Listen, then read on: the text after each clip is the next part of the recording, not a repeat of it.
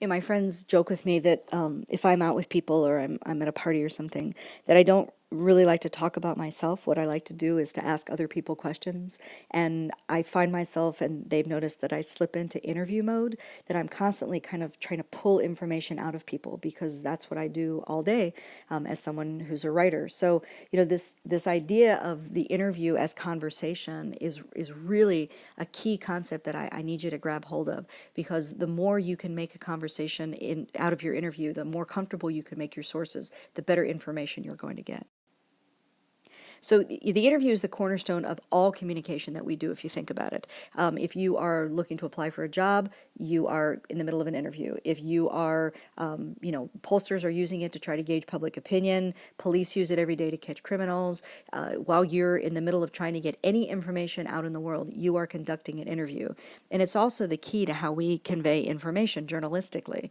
But where we fail, I think, our readers, is when we start to look at them as interviews as opposed to conversations, because an interview can feel very sterile, it can feel very clinical, it doesn't really elicit natural responses. It may elicit factual responses, but not the kind of anecdotal conversation that we're looking for now. So, this is what they're for. Interviews are going to get us our facts, different responses to questions, quotes, as we've talked about, examples and anecdotes, different context, background. All of these things will come from talking to real people in real time. So the first thing I need to do is to understand my story. What is my story about? What exactly am I going to look to convey to the reader? The next thing I start to do is this: I research. I'm looking for what the facts are in my story. So I may have the greatest theme in the world, I think, but if I can't find any evidence to support it, it's not going to be all that successful a story. So I'm going to research exactly what's going on, and then I'm going to look for what kind of information I want to put into this story. What am I going to need for the reader? And when I know that, I'm going to have an idea of what sources I'm going to need. And I need to make sure that these sources are ones that can provide the information. Now, once I get that information and I contact them, I need to work out when and where I'm going to be able to meet those sources. So you have to, be reasonable with people's time. Keep in mind, if you meet people at a coffee shop, it's going to be noisy if you're trying to tape record something. If you meet them in their home, it may give you an opportunity to see what their lives are like in their home environment. You need to think about. I always try to think about some questions that I'm going to ask when I get there, but I think more topically. So, I know I want to talk about the beginning of their career. I'm not going to say, tell me about the beginning of your career, because that sounds really stilted. But I will, phrase it in such a way that it sounds like we're conversing with each other. And I need to make sure that I'm asking questions that are going to get me good and usable quotes. So if I say to someone, boy, it sounds like, you had a really difficult childhood, they're going to be like, yep. So it's like, well, these stories that you're telling me about your childhood are incredible. Share with me this experience about, when you were homeless, or share with me what it was like. If I'm interviewing someone who was homeless, share with me, how did you get to school? Walk me through that process. And there's lots of like, describe for me this and share with me that. And that really helps people kind of go back in their own minds and be able to revisit a fact for you. So these are all the things that we're looking at in our research. How many angles are there in this story? How do we know which angle to take? And part of that will be driven by the publication. So if you have a magazine that's focusing on a specific area, that needs to be the angle that you're going to tackle with your article. So I have a student who, as I may have mentioned, is her husband's a very famous cat judge, and she and her husband go all over judging cat shows. Well, she's also a non-traditional student who's in her 50s and working on getting her bachelor's degree, and she's got a lot of really interesting pieces to her story. But if I'm doing a story for a cat magazine on them, I would need to focus exclusively on the cats, and that would help me determine which angle to pick. And then I have to kind of look at what order in which I'm going to ask questions. And this can be a really challenging thing, because if you ask questions in an order that offends your source, then you may have turned them off for good. What I look at is this idea of a bell curve. And I ask questions, I start to get in the easy questions over here, and then I build up to what might be the more challenging questions. And over here, and kind of in this range, is when I'm going to look at things that are more, they might be confrontational in some way, they might be sensitive, there are going to be things that maybe the writer doesn't find as comfortable talking about, and the source may not find as comfortable talking about. But I'll have gotten this comfort level built up all through here, and it's going to help me when I get over here to try to talk about this point. And then I'm going to come out of here and I'm going to, ask them some more what would be considered to be softball questions to bring us out, fairly gently and smoothly from this interview. One example I've used in prior classes with my students has to do with Kimberly Jacobs, that police chief we talked about. So here's the story that I wrote on Chief Jacobs for Columbus Monthly. And when I started doing the story, as I mentioned, I was focusing on the fact that she was the first female police chief. But I read an interview with her in some really obscure blog that mentioned the fact that she had a partner, and the person's name was Bobby, Bobbi. And I started thinking, that sounds like a woman's name. And I wonder if this chief is a lesbian. Now, I don't mean that to sound odd in any way, but if she is indeed a female police chief who's a lesbian, that would make her incredibly unique in the sense there's only one other person in the world who fit that criteria at the time of the story. But you have to kind of think to yourself, how do I ask that question? So what I did is I asked a lot of sources that I knew who knew her. Would anyone confirm this for me? Is there any way that I could, get this information? Can someone help me kind of focus this? And I actually, no one would confirm this information for me. No, none of the other officers she'd worked with, other sergeants she'd been with, nothing. So I'm in the middle of this interview and I'm trying desperately to think of what to do. And I'm, going through the whole interview, and we'd reached that point in the interview where I needed to start asking her some less delicate questions. So I asked her about, some of the harassment that she'd had as a woman on the force in her earlier days. And then at one point I said to her, she had told me that she works 7 days a week. And I said, wow, that must be really difficult on your family. Can you talk to me a little bit about your home life and what your schedule's like in regards to your home life? And so she went through and she actually mentioned Bobby, and then she used the pronoun she. And I was like, oh, thank goodness. So now the door was open, and I was able to say to her, it sounds like, rather than me coming out and just asking her, I said, it sounds like from your relationship with Bobby that you're actually another first for Columbus. And she was very open and embraced talking about being a lesbian and what that meant to her and how important it was for her to be a good role model, and what this could mean for other women, moving forward in police work. So, it was one of those things, it could have gone well, it could have gone badly. I tried to be as sensitive as possible. And at the point we were in the interview, even if she had gotten up and stormed out, I had all the information I needed pretty much, but she was incredibly generous and incredibly open about that. So there are three different types of sources that we use, and we consider them to be stored, observational, and personal.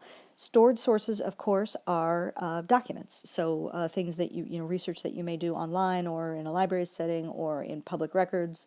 Observational are the things that we can see, the experiences that we have. And then personal, of course, are the human beings that we talk to. What we have to try to understand is the experience level of the people that we're interviewing. So, people who have a lot of experience talking to the media are going to be more comfortable talking to the media, but they're also going to have the potential to try to manipulate you. People who are obligated to provide you with some coverage are a different type of source. So, people who are legislators have a responsibility to report what they're doing to the public. There's also unintentional newsmakers, of course. So there's people who are involved in terrible situations, accidents, or crime victims.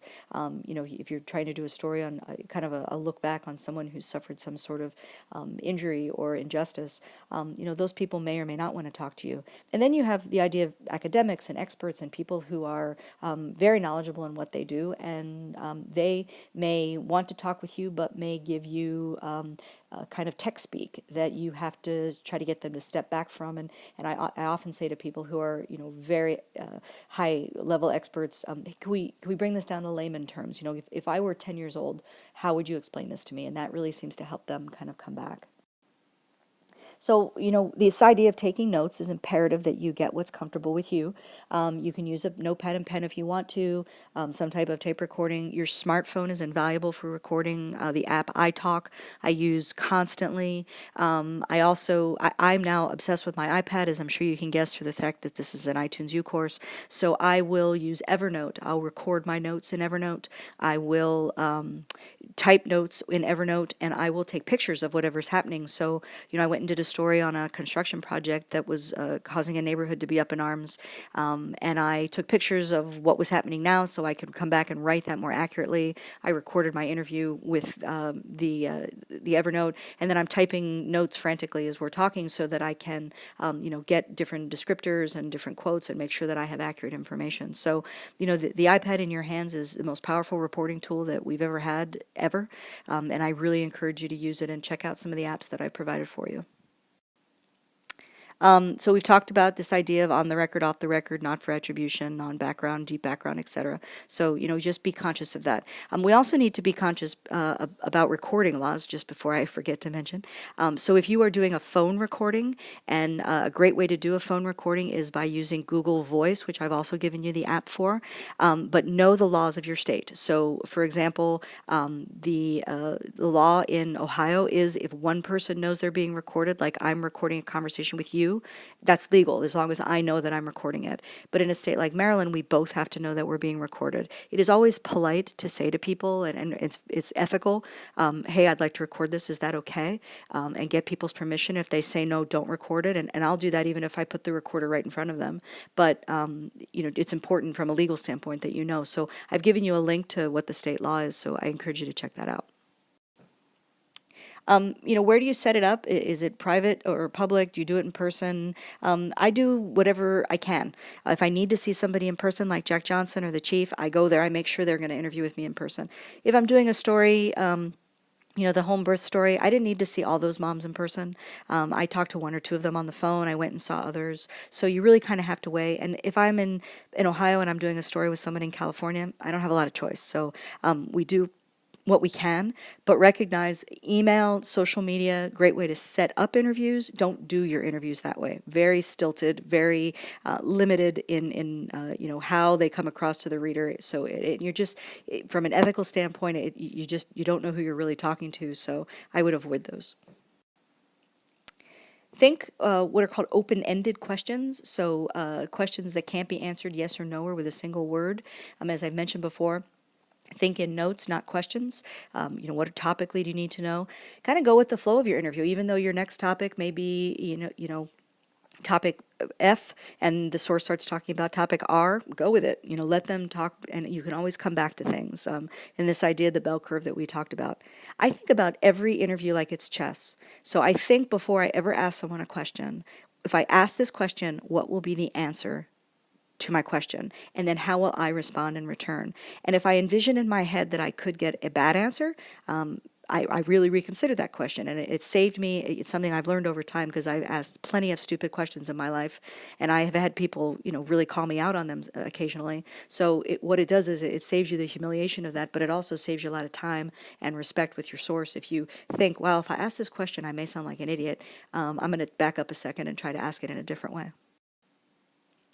So, try not to ask too long, complicated, multi-part questions. There's an example of that in the book, Always Get the Name of the Dog, where we just ask so many questions the person doesn't even know what to answer.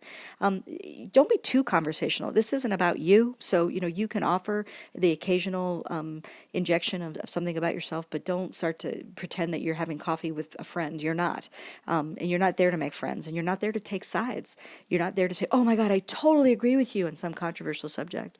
I use a lot of active listening. I hear what you're saying. I respect your position, because I don't want to take sides of it, and I don't want anyone to ever accuse me of doing that.